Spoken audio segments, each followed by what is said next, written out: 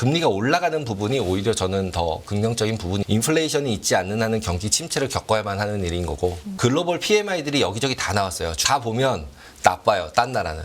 미국 빼고. 나쁘다고 그랬잖아요. 미국. 자금을 빨아가고 있고 전기차, 반도체 공장들 짓는 부분들을 다 자기네 나라로 가져가고 있으니까 딜러들 같은 경우는 매도가 늘었고요. 그러니까 미결 작전이 줄어든 거죠. 줄어든 건 누가 가져갔나 하면 레버리지 펀드들이 가져갔어요. 지난주 같은 경우는 좀 이번 주엔 변동성이 좀 커지겠다고 생각하고 매수하지 않았을까? 네. 이런 이제 생각을 해볼 수 있다. 그리고 기술적 분석 부분은 뭐 그냥 15일선 반등하고 올라와서 지금 아주 애매한 부분에 있다. 지금 현재는 매수 매도를 얘기보단 CPI나 이런 거 나올 때 움직이는 쪽으로 어느 정도는 방향성을 잡아주고 그것이 더 합리적인 선택인 것 같습니다. 테이블랩의 케빈강 대표 나와 계십니다. 안녕하십니까? 안녕하세요. 안녕하세요. 네. 자, 해외 주식 매매 동향부터 살펴보겠습니다. 어떻습니까? 지난주에 이제 많이 내렸죠, 이제 네. 주식은, 주식시장은. 그리고 오늘이 며칠인 줄 아세요? 오늘이 며칠? 9월 11일. 9.11. 9.11. 아, 네. 저 어제 생각했어요. 네. 아, 맞아. 내일이 9.11이네. 네, 이런 생각하면서 9.11입니다. 잤는데. 네. 9.11 날 저 같은 경우는 완전하게 그 모든 캐리어 패스가 바뀐 날입니다. 많이 깨져서 이제 업종을 바꿔야겠다라고 생각한 날이었습니다. 네. 그런 날을 원래는 계속 9.11 얘기를 하면서 위기를 항상 얘기를 하면서 9월 달이 위기다 이런 얘기들을 항상 많이 했었어요. 그리고 9월 달에 성과도 안 좋다고 계속 얘기를 했고 네. 그리고 그걸 이제 확률적으로 뭐 이렇게 몇 번은 안 좋았고 몇 번은 좋았고 얘기를 하는데 네. 그러니까 이제 제가 보는 이제 관점은 네. 확률이라는 단어를 얘기하는 게 저도 마찬가지고요. 저도 이게 맞힐 수가 없잖아요. 솔직히 시장은 맞힐 수가 없기 때문에 그 맞힐 수 없는 거에 대한 이제 도망갈 구멍을 찾는 거죠. 예를 들면 아무리 확률이 80%고 20%라고 얘기를 해도 주사위를 뭐 10,000번, 10만 번 던져야 그 확률이라는 게 작동을 하는 거잖아요. 그렇죠. 근데 어차피 10년 생각하면 9월 달이 10번밖에 없었어요. 예. 20년 생각해도 9월 달이 20밖에 네. 없었고요. 예. 거기서 확률을 얘기할 필요는 별로 저는 없다고 생각을 합니다. 네. 그래서 그냥 그때 상황에 맞춰져 있는 경제 상황들, 그다음에 돈이 흘러가는 상황들에 맞춰서 투자라는 게 맞다라고 생각을 하고요. 그리고 투자랑 트레이딩이랑은 굉장히 다르고 그래서 네. 그런 관점에서 보시는 게 제일 좋다고 생각을 합니다. 그리고 이제 저나 다른 분들도 결국은 같은 시장에 같은 정보와 같은 뉴스를 전달하고 있는 거잖아요. 가져다가 소화를 해서 내 생각은 어떻다 뭐 이렇게 얘기를 하는 네. 거잖아요. 그래서 이게 뭐 맞고 틀리고로 항상 보시기보다는 좀 이렇게 길게 보고 그 다음에 본인이 결국 판단할 수밖에 없는 상황이다라는 부분을 하시는 게 훨씬 더 장기적으로 좋지 않을까라는 생각이 듭니다. 네. 그래서 지난주 같은 경우는 이제 수요일 날 이제 아이폰 얘기 나온 게 가장 컸던 것 같습니다. 그리고 중국에서. 네, 중국에서. 네. 그래서 공무원들 아이폰 사용 금지 신청 얘기가 나오면서 이제 빠지기 시작을 했고요, 주가는. 근데 이게 사실 정확한 워딩은 아이폰이 아니라 해외 해외. 브랜드 네, 폰이잖아요. 근데 물론 아이폰을 겨냥한 거라는 건 다들 근데 이게 알고 뭐 있지만 해외 브랜드 근데 폰- 삼성도 포함이고 뭐 다 그런 거 근데 아닙니까? 이제 지금 분위기는 이제 미국이랑 싸우는 거를 포커스하고 그러니까요. 싶잖아요. 뉴스 그러니까요. 자체가 네. 기본적으로 이제 그 미중 갈등 부분에 대해서 포커스가 전달되고 있다라는 생각이 들어요. 제가 이제 차트를 이제 주간 리뷰를 쭉 보면서 네. 이제 차트를 막 섞어서 복잡한 차트를 맨날 가져오잖아요. 이제 왜 저렇게 가져오나 하면 예를 들면 주가가 오를 때 달러가 어떻게 됐나, 그때 유가가 어떻게 됐나, 그때 금리가 어떻게 됐나가 그때마다 다 달라요. 네. 근데 그게 다 같이 나쁜 방향으로 움직일 때는 이벤트가 발생을 해요. 네. 근데 그게 서로 헷갈리는 방향으로 이제 한쪽은 올라가고 한쪽은 내려가고 그리고 얘는 상식적으로 말이 안 되는데 왜 이쪽으로 가? 돈을 풀었는데 왜 금리가 그 돈을 풀었으면 내려가야 되는데 금리가 왜 올라가? 뭐 막 이런 얘기들을 계속 하잖아요, 저희가. 네. 근데 그런 로직이 깨지는 상황이 됐을 때가 오히려 횡보를 하면서 시장이 폭락이 없지 폭락을 해야 되는 상황이 생기면 거의 한 방향으로 다 쏠려요. 빠지면 다 같이 빠지고 막 이런 상황들. 그래서 그런 부분들을 체크해 보려고 이제 전체적으로 한번 본다라고 네. 보시면 될 것 같아요. 지난주 같은 경우 러셀이 3.6%로 제일 많이 빠졌어요. 그래서 그 제가 모두에 말씀드린 것처럼 중국, 미중 갈등, 아이폰이 제일 문제라고 말씀을 드렸지만 그 근원적인 부분에서는 저는 금리가 어느 정도 상승하고 있는 부분에 따른 중소형주들이 이제 망가질 수 있다. 그런 얘기는 뭐냐면 침체가 올 수 있다라는 부분들을 반영한 거라고 생각이 들어요. 네. 근데 침체라는 부분들이 지금은 어느 정도 이제 또 지나갔어요. 거기다가 장단기 금리차 역전이면 침체야 그랬는데 그때 저희들이 얘기할 때 생각해 보시면 장단기 금리차가 있고 나서 1년, 1년 반, 뭐 2년 있다가 침체가 왔었던 거고 기간이 있어요. 기간이 네. 있었던 기간을 지나가고 있는 거여서 네. 지금 그 부분이 언제일 거냐라는 부분에 대해서는 지금은 또 얘기를 하지 않아요. 침체기는 다 지나갔어요. 그죠? 금리가 이렇게 올라갔음에도 불구하고 그리고 저는 계속 말씀드리는 게 여기서 금리가 올라가는 부분이 오히려 저는 더 긍정적인 부분이라고 생각을 합니다. 왜냐하면 인플레이션이 있지 않는 한은 경기 침체를 겪어야만 하는 일인 거고 그 적당한 인플레이션이 있어야 되기 때문에 그래서 지금은 그래서 골디락스라고 표현을 하고 주식시장들은 나름 잘 버티고 있다라고 생각이 듭니다. 그리고 이제 목요일 날 같은 경우 이제 아이폰이 그러니까 수요일 날 금지 얘기 비슷한 얘기가 나오고 그 다음에 국영하고 공공기관까지 확대한다는 얘기가 나오면서 이제 목요일 날 확 내렸어요. 네. 실제로 주가 자체는 그때도 내려간 거 보시면은 러셀이 더 내렸어요. 그리고 그때 달러 강세는 더 됐어요. 그렇기 때문에 기본적으로는 이 상태는 약간의 위기성 내용들이 어느 정도는 반영이 돼 있다. 그 안에서 저희가 잘 찾지 못하지만 그게 금리일까 아니면 인플레이션일까를 생각을 해보면 지금 현재 상태는 이번 주에 나오는 CPI에 더 포커스를 해서 보고 있지 않나라는 생각이 듭니다. 그래서 그 부분을 미리 선 반영하고 있는 부분. 네. 그래서 CPI가 지금 이렇게 움직인 상태로 나오면 CPI는 어느 정도는 인플레이션이 있게 나오겠구나. 그걸 반영을 하겠구나. 하고 있겠구나라고 생각이 들고요. 그래서 금요일 날 같은 경우도 애플이 뭐 빠지는 게 조금은 이제 안정화가 됐지만 맞아요. 맨하임 중고차 지수 같은 게 올라가면서 네. 다시 그거를 뉴스 삼아서 다시 금리가 올라가기 시작을 하고 주가는 다시 좀 빠졌어요. 이 중고차 지수는 CPI에 영향을 줄 테니. 뭐 이렇게. 그렇죠. 네. 그게 상승세로 돌았다는 얘기니 결국 인플레이션이 있는 거네. 그러니까 금리가 살살살 올라가면서 마무리를 한 거죠. 네. 그래서 우리가 이제 애플 뉴스가 이제 헤드라인에 있지만 그 뒤에는 오히려 금리 상승 부분이 있었다. 그리고 금리 상승 부분에서는 기본적으로 어느 정도는 이제 그 인플레이션 우려가 잠재워지지 않고 있다라는 부분을 반영했다라고 보시면 될 것 같아요. 네. 그리고 외환하고 금리 시장에서 보시면 글로벌 PMI들이 여기저기 다 나왔어요. 중국도 나오고 유럽도 나오고 뭐 S&P 글로벌 PMI 뭐 다 나왔어요. 미국의 ISM PMI 다 나왔는데 다 보면 나빠요. 딴 나라는 미국 빼고 네. 미국만 예상보다 좋게 발표가 되고 나머지 나라는 예상보다 다 나쁘게 발표가 되고 있어요. 이게 드러나네요. 지표로도 네. 미국 빼고 다 나빠. 네. 미국만 좋아가 네, 미국만 드러나네요. 좋아. 네. 그러니까 제가 나쁘다고 그랬잖아요, 미국. 자기 혼자 잘 살겠다고 지금 다 자금을 빨아가고 있고, 그리고 이제 인프라 구축을 하는 부분들, 그 다음에 뭐 전기차, 반도체 공장들 짓는 부분들을 다 자기네 나라로 가져가고 있으니까 어쨌든 지어야 되잖아요. 그럼 지으려면 사람도 있어야 되고 자본도 있어야 되고 원자재도 있어야 되고 다 있어야 되는데 그게 글로 가고 있으니까 네. 뭐 특별하게 따로 이게 덤비기는 쉽지 않다라고 저는 이제 똑같은 그 생각이에요. 그 부분은. 그래서 그게 어느 정도 해소되기 전까지는 그렇게 쉽진 않다. 다른 나라들이. 그러다 보니까 지금 같은 경우 원달러 같은 경우도 1.3%가 빠졌고 위안화 같은 경우도 1.3%가 빠졌어요. 그리고 엔화도 1% 정도가 1.1% 정도 빠졌고 그나마 유로가 덜 빠졌어요. 실질적으로 유럽 같은 경우는 경기가 침체 부분으로 갈 수 있어서 오히려 금리를 더 이상 안 올릴 것 같아. 이런 분위기가 나오면서 오히려 그렇죠. 이제 그러니까 유로 환율이 실제로 나빠지는 거죠. 빠지는 상태가 되고 있는 건데 그래서 지금 그런 걸 보면 아까 모두에서 얘기한 것처럼 결국 또 미국 달러가 강세였다는 얘기잖아요. 예. 그리고 유가 부분 같은 경우도 계속적으로 올라가니까 인플레이션 우려가 지금 있다고 나오지만 유가 같은 경우도 약간은 저는 이제 약간 물음표라고 보는 게 베네수엘라나 이란 문제를 가지고 계속 얘기를 하고 있고 미국이 그다음에 자기네는 셰일 파면 되잖아요. 이제 오히려 우리 같이 그 기름 계속 수입하는 우리가 문제지 쟤네들은 기름값 너무 올랐네 그냥 셰일 팔아 그러면은 그냥 또 파서 쓰면 되잖아요. 자기네 따라 땅에서 다 그냥 제 뇌피셜이긴 한데 그렇기 때문에 그 부분이 정말로 그 인플레이션의 우려가 발생을 해서 막 90불, 100불 가면 미국은 그냥 셰일 파라 그럴 것 같아요. 환경이고 뭐고 간에 또 파라 그러지 않을까? 뭐 이런 생각이 좀 들어서 어느 정도는 유가도 상승이 맡겨 있다고 생각을 하면 그게 뭐 100불까지는 갈 수 있겠죠. 예를 들자면. 네. 그렇다고 해서 예전처럼 막 130 막 이렇게 위로 올라가기는 쉽지 않지 않을까라는 생각이 들어요. 그래서 그런 부분 생각하면은 이번 주에 나오는 CPI는 굉장히 중요하다. 라고 말씀드릴 수 있습니다. 그리고 그 나스닥 같은 경우도 종목들을 보시면 나스닥 100에서 녹색 부분이 하나 보여요. 인텔. 애플이 6%가 빠지고 엔비디아 8%, 8.4%가 빠지는데 엔비디아 혼자 6%, 인텔 혼자 6%가 올랐어요. 네.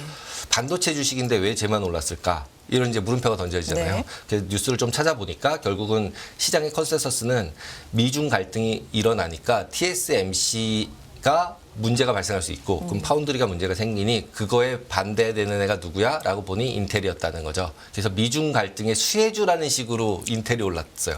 그러니까 이게 해석이라는 게 굉장히 인위적이고 그게 시장에서 누군가가 들어와서 그쪽으로 흘러가면은 그걸 되게 좀 움직인다.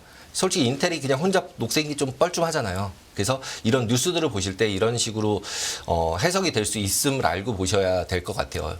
네, 종목을 투자하신다면.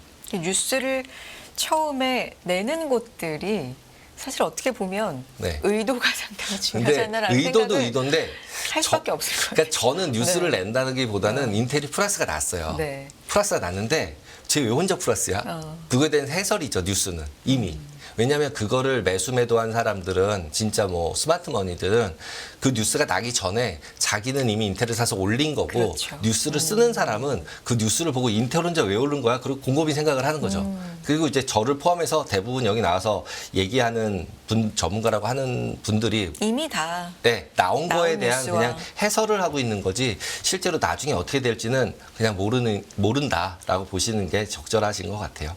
그래서 지금 앞에서 설명드린 것처럼 무역 수지 부분도 미국은 예상보다 적자가 적게 나오고 중국은 흑자가 예상보다 적게 나오고 네. 그래서 미국이 더 어느 정도는 더 계속 유리한 방향으로 가고 있다. 그리고 근데 여기서 주목해야 될 건 아무리 어쩌고 저쩌고 해도 미국은 적자국이고 중국은 흑자국이다를 잊으면 안 된다라고 저는 생각을 해요. 숫자를 보시면은 미국 같은 경우는 무역 수지 자체가 적자로 65빌리언이고 중국 같은 경우는 68빌리언이 흑자예요. 이 차트에서 보시면 네네. 그러면 한쪽에서 달러를 계속 주고 있는 거잖아요. 그만큼 달러 준 것만큼 물건을 가져갔겠죠. 아직도. 그러니까 반도체를 제외한 다른 물건들은 아직도 미국에서 중국에서 미국으로 수출이 많이 되고 있다는 건 눈으로 확실하게 볼 수 있는 숫자잖아요. 네. 그렇기 때문에 저 부분에 대해서는 어느 정도는 고려를 해야 된다. 그래서 저는 저게 정말로 갈등이 끝까지 가는 거는 서로 간에 너무 안 좋지 않을까 이런 생각이 듭니다. 그리고 지난주에 이제 마지막에 금요일 날 이제 여러분의 페드 멤버들이 나와서 얘기를 했는데 네. 뭐 윌리엄 보틱스 버머 뭐 바버 다 나와서 얘기를 했는데 그 분위기는 결과론적으로 보면 뭐 금리를 더 인상할 것 같지는 않지만 내리지 않을 거야라는 분위기였던 것 같아요. 뭐 그대로 비슷하게 네, 비슷한 네. 거죠. 예. 그래서 그게 시장에 반영이 돼서 네. 페드와치에도 그게 그대로 반영이 됐다라고 보시면 될 것 같아요. 그리고 계속해서 이번 동결 가능성 90% 이상으로 네, 이상으로 유지되잖아요. 유지되고 있으니까요. 네네. 네, 그렇게 보시면 되고 네. 지금 앞에서 이미 다 뭐 이번 주 보셔야 될 건 쭉 얘기를 하신 것 같고요. 애플 뭐 ECB 뭐 중국 실업률 이런 부분들. 그래서 저도 앞에서 말씀하신 분들처럼 저도 그냥 소비 지수가 제일 중요한 것 같아요. 그래서 소비 지수가 진짜로 내려가지만 않으면 그래도 어느 정도 미국 주식들의 실적들은 버텨주지 않을까라고 생각을 합니다. 소매 판매가 훨씬 더 중요할 것 같다. 네, 그런 라는 것 같습니다. 말씀이시죠. 네. CPI는 지금 어느 정도는 다들 이제 너무 보고 있어가지고 네. 이벤트적으로 발표가 되지만 않는다면 뭐 0.2라고 얘기했는데 갑자기 0.4가 나온다거나 0.1이 나온다거나 이런 게 아니라 그냥 0.2라고 얘기했는데 0.2가 나왔다 그러면은 뭐 그냥 쏘쏘일 것 같습니다. 네. 그리고 페드와치 보시면은 지난주 말 같은 경우는 이제 그 전주랑 비교했을 때 6월물 같은 경우가 한 단계가 올라와서 5.25로 올라왔어요. 그러니까 지금 저번에 이제 저희가 처음 봤을 때 9월물 인상하고 나머지는 좀 밑에 있었는데 다 올라오더니 이제 3월 달까지는 동결이잖아요.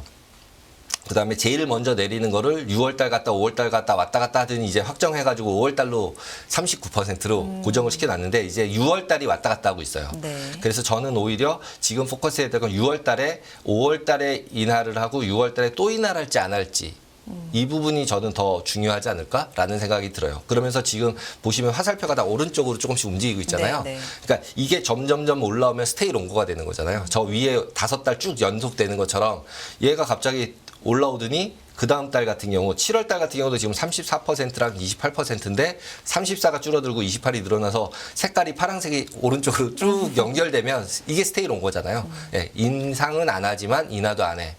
높은 채로 좀 더 오래 유지간다 네. 한다는 거죠. 이게 계속 움직이고 있는 게 그런 네. 부분인 것 같아요. 그래서 장단기 금리차도 쉽게 줄어들지 못하고 있는 거죠.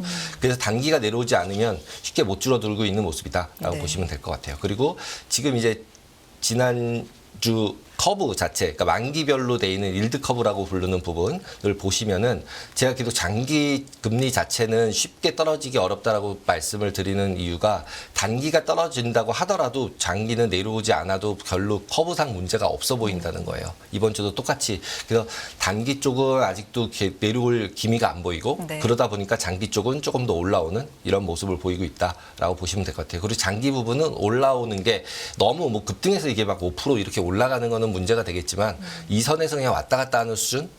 그러면서 단기가 내려오는 게 훨씬 더 그냥 제 상식에는 상식적으로 보여요. 뒤가 막 안 내려왔는데 그러니까 앞쪽에서 금리 인하도 안 하고 가만히 있는데 혼자서 얘가 먼저 내려간다라고 하면은 그건 어떤 시그널인데요? 오히려 저는 침체라고 생각을 해요. 예, 침체가 왔기 때문에 살 게 없는 거죠. 주식도 못 사겠고 아무것도 못 사겠어요. 그래서 그냥 안전자산 선호해요. 그래서 그냥 미국 국채 사야 돼요. 그래서 어쩔 수 없이 침체 올 거야라고 하면 오히려 금리가 내려가지만 지금처럼 그냥 저 레벨을 계속 유지해주면서 앞에 게 내려오게 만들어주면 상당히 금리차는 좀 줄어들면서 이제 어느 정도 일드 커브가 이렇게 생긴 것에서 이렇게 좀 평평해지겠죠. 네. 이제 그런 식으로 가지 않을까라고 생각을 해봅니다. 그렇게도 해석할 수 있겠네요. 네. 네. 그리고 이제 그래서 장단기 금리차 같은 경우는 오히려 지난주 같은 경우는 크게 변동이 없었어요. 오히려. 그래서 2년, 10년 같은 경우는 거의 크게 변동이 없었고요. 오히려 약간 더 벌어지는 모습을 보였다고 보셔야 됩니다. 그래서 지금 숏텀, 단기 금리가 쉽게 내려오기는 굉장히 어렵다. 결국은 여기서 인플레이션 우려는 지속되고 있다. 그러다 보니 10년짜리 금리가 못 내려온다. 그리고 단기도 못 내린다라는 상태가 돼 있는 상태고, 그래서 그 상태에서 결국 인플레이션 우려가 없다고 생각을 하고 경기가 침체가 아니라고 생각을 하면 오히려 단기는 좀 더 내리지만 장기 쪽 같은 경우는 경기나 인플레이션이 어느 정도 유지가 되니까 이제 이자율을 어느 정도 유지되지 않을까? 그리고 이제 A를 사면 B를 팔아야 되잖아요. 돈이라는 게 왔다 갔다 하니까. 물론 채권 매니저도 있고 주식 매니저도 있지만, 그래서 그 장기에 대한 수요들은 대부분 다 이제 기관들이 가지고 있기 때문에 굉장히 그런 인플레이션이나 장기적인 부분에 연동이 많이 되니까 그 부분을 그냥 저희가 따라가는 거지. 주식은 어떻게 생각하면 개인들이 조금 이렇게 밈도 만들어서 쏘기도 하고 뭐 이런 것도 있잖아요. 근데 채권은 그렇게 할 수 있는 상황이 아니기 때문에 다 이제 정책적으로 보고 움직이는 부분이기 때문에 개인들도 자산 배분상 조금 가져가는 수준 그 정도라고 보셔야 될 것 같습니다. 네. 그리고 지난주부터 가져왔던 이제 그 선물 보고서, CFTC 선물 보고서를 가지고 미국에 있는 S&P 선물, 나스닥 선물을 매매하는 참여자들이 어떤 식의 포지션 변동이 있었는가를 알아보겠다고 말씀드렸잖아요. 그래서 지난주 같은 경우는 오히려 주가가 빠졌는데 자산운용사들은 S&P 선물을 매수를 했어요. 예. 그래서 지금 한 5빌리언 정도의 금액을 매수를 했고요. 한 주 동안에. 선물로는, S&P 네. 선물로는. 그러면 누가 팔았을 거 아니에요. 항상 그렇죠. 선물은 매수한 사람이 있으면 매도한 사람이 있으니까. 그럼 매도한 사람이 누구야? 그러고 봤더니 은행, 증권사 이런 마켓 메이킹을 하는 사람들이 매도를 했어요. 그리고 오히려 숏 포지션을 줄인 게 CTA. 그러니까 이제 선물로 레버리지 투자하는 투자자들이 숏 포지션을 줄이고 있어요. 그 얘기는 결국은 이걸 전반적으로 좀 쉽게 해석을 하자면요. 시장이 어떻게 시장은 어느 생각하고 정도는 있다. 매수하고 매수 방향성 베팅을 하는 사람들은 매수를 했다라고 보여요. 방향성 베팅은 매수를 했다. 했다. 시장 조종자는 누군가 매도를 했으니까. 네. 근데 시장 조종자들은 항상 매도를 하면 뭔가 매수를 다른 네. 걸 했을 거예요. 그러니까 저 사람들은 시장의 방향성에 대해서 베팅을 하는 주체가 아니라고 제가 말씀을 드렸잖아요. 대부분은. 그래서 그 뒤에 뭐 그 상품을 사간 사람들은 시장에다 베팅을 했겠지만, 그래서 그 부분이라고 생각을 하면 그게 결국은 지금 여기서 보시면은 이제 자산운용사랑 레버리지, CTA들이라고 보면 자산운용사들이 저게 선물을 매수한다는 얘기는 기본적으로 기존에 있었던 매도 포지션을 줄이고 있던지, 또는 ETF가 예를 들면 스파이나 이런 ETF가 들어오면 돈이 들어오면 주식을 다 살 수도 있지만, 예를 들면 선물을 사고 주식을 천천히 살 수도 있고 여러 가지 방법으로 선물을 이용할 수 있잖아요. 그렇기 때문에 기본적으로 자산운용사가 매수하는 부분들은 약간은 그래도 신뢰할 만한 부분이 있지 않을까라는 생각이 듭니다. 네. 그리고 보실 때 펀더멘탈하게 좀 이제 주식 매니저들이 사는 거를 이제 자산운용사로 보셔야 될 것 네. 같고, 그 다음에 레버리지 CTA는 테크니컬리 운용하는 데라고 보시면 될 것 같아요. 그래서 테크니컬리 반등을 한다거나 아니면 뭐 이렇게 어떤 기준선을 있는데 확 뚫고 올라간다거나 이러면은 얘네들이 갑자기 숏이 막 줄어들고 이러거든요. 그래서 그 변동폭들을 주의해서 보시는 게 좋을 것 같다라고 생각이 듭니다. 그래서 지난주 같은 경우 이렇게 미결작정 변동분을 쭉 보시면은 딜러 인터미디어리 이런 데가 이제 은행들 증권사거든요. 거기 같은 경우 28,000 계약 정도가 줄었고 그에 반해서 이제 운용사들은 24,000 계약이 늘었어요. 24,732 계약이 늘었고 레버리지 펀드들도 18,000 계약이 늘었어요. 그리고 이제 이런 레포터블, 어더 레포터블은 뭐 연기금이나 이런 큰 이제 회사, 이제 운용사라기보다는 연기금 같은 이제 좀 이제 패밀리 오피스 이런 데들이어서 이런 데들도 약간 해지했다라고 보셔야 될 것 같습니다. 레버리지 펀드가 굉장히 좀 극적으로 네. 변한 것 같은데. 숏이 계속 줄어들고 네. 있는 거죠. 그래서 지금 이런 부분들이 어느 정도는 방향성 베팅을 하는 사람들은 오히려 되게 두렵게 보는 게 아니라 포지션을 줄이고 있구나라고 보시면 될 것 같아요. 네. 그리고 이제 옵션 쪽 같은 경우도 보시면은 딜러들 같은 경우는 매도가 늘었고요. 매도가 됐고요. 그러니까 미결작정이 줄어든 거죠. 줄어들고 이제 매도 쪽으로 늘어났다고 보셔야 될 것 같고요. 그다음에 또 줄어든 건 누가 가져갔냐면 레버리지 펀드들이 가져갔어요. 롱숏이니까 계속 제가 이제 밸런스가 맞다 그랬잖아요. 그래서 그러면 얘네들이 일로 넘어갔으면 레버리지 펀드들은 매수를 했다는 얘기니까 변동성이 낮아졌기 때문에 매수를 했을 것이고 그걸 시장 조정하면서 이제 딜러들은 그냥 매도를 했겠구나라고 추정을 해볼 수 있는 거고 그러면 레버리지 펀드를 매수한 사람들은 변동성이 어느 정도는 지난주 같은 경우는 좀 줄어들었다고 생각하고 이번 주엔 변동성이 좀 커지겠다고 생각하고 매수하지 않았을까? 네. 이런 이제 생각을 해볼 수 있다라고 보시면 될 것 같아요. 나스닥 같은 경우도 는 이제 S&P랑 약간 다르게 그 자산운용사들이 미결제를 약간 줄였어요. 매도를 했어요. 그래서 S&P는 사고 나스닥은 판 형태의 모습이었다. 지난주 같은 경우는 이렇게 보시면 될 것 같습니다. 그리고 이제 옵션 쪽으로 가서 보시면은 이제 9월 15일이 만기예요. 이번 주 네. 금요일이 이제 빅 옵션, 뭐 위클리 옵션 이런 것들이 다 만기일이 겹쳐져 있어서 조금 많이 움직이는 주라고 보셔야 되고요.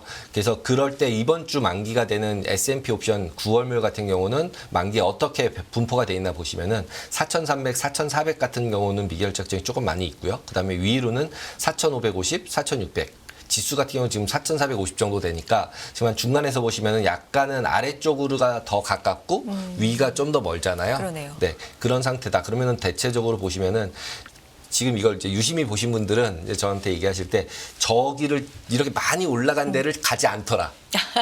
네, 결국은.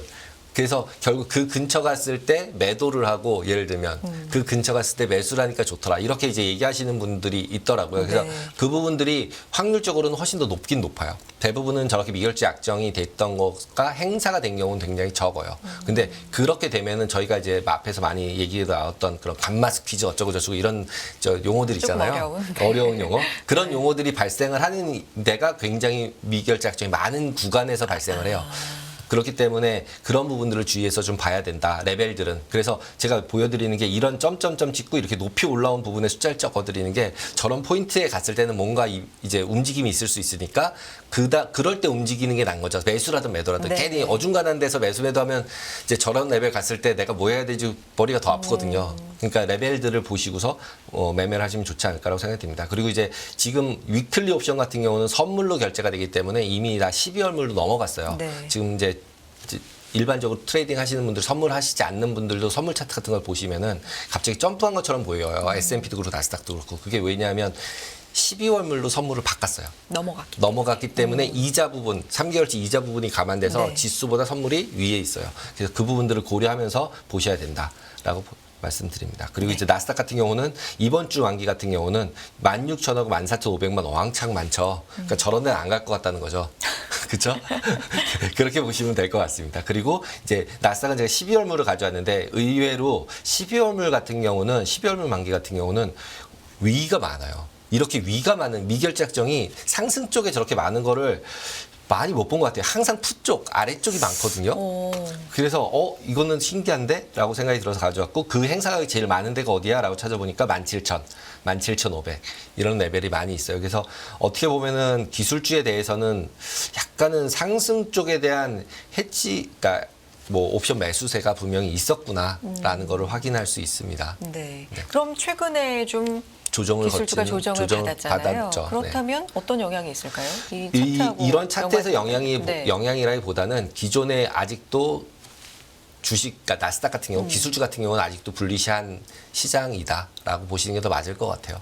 지금 저렇게 미결제 약정이 있다는 얘기는 올라가면 그래도 계속 더 갈 것 같아. 그러니까 그냥 돈 조금 내고 안 올라가면 버리고 대신 많이 올라가면 레버리지를 옵션 같은 경우 많이 쓰는 거니까 예를 들면 10 투자했을 때 한 10배씩 나거든요. 저런 것들은 10배, 20배씩 나는 거니까 날릴 만큼 주식을 포지션을 가져야겠는데 가져가긴 싫고 대신에 많이 올라갔을 때 그냥 이제 기분이 나쁘면 안 되니까 많이 올라갔을 때는 옵션으로 많이 먹어야지. 그러면 이제 예를 들면 주식 채권을 다 사고 이자가 지금은 높잖아요. 그러니까 이제 예를 들면은 3개월 이자만 해도 1%가 넘으니까 그리고 1% 버린다고 생각하고 저런 옵션들을 사는 거죠, 그냥. 그럼 올라가면 땡큐.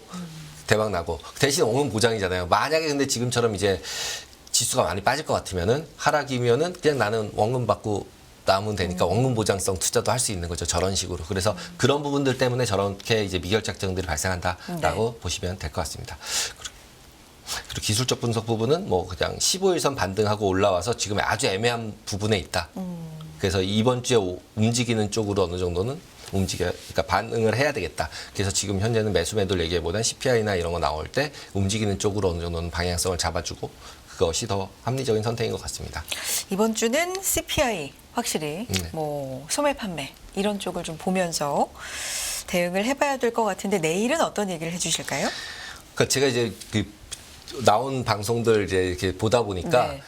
계속 금리를 얘기하는 게 TMF, TLT 뭐 이런 거를 사셔서 다들 저도 맞아요. 물론이고 관심이 W도 엄청 많아요. 관심이 엄청 이제 네, 주식보다 네. 거기에 많이 가 있으시더라고요. 그래서 그 다 했던 얘기들을 가지고 하는 것도 이제 재미가 없어서 생각을 할 때 그 CME에 제가 이제 거기서 이제 주식 선물들을 주가지수 선물들을 말씀을 드렸는데 네. 채권 선물들도 있어요. 트레저리 선물도 있고 옵션들도 있어서 걔네들 데이터를 한번 조합을 해서 한번 오늘 만들어 보려고 합니다. 네. 좋습니다. 오늘도 부지런히 자료 만들어 주셔서 내일 보여주시면 도움이 많이 될 것 같고요. 기대해 보겠습니다. 테이블앱의 케빈강 대표였습니다. 고맙습니다. 감사합니다.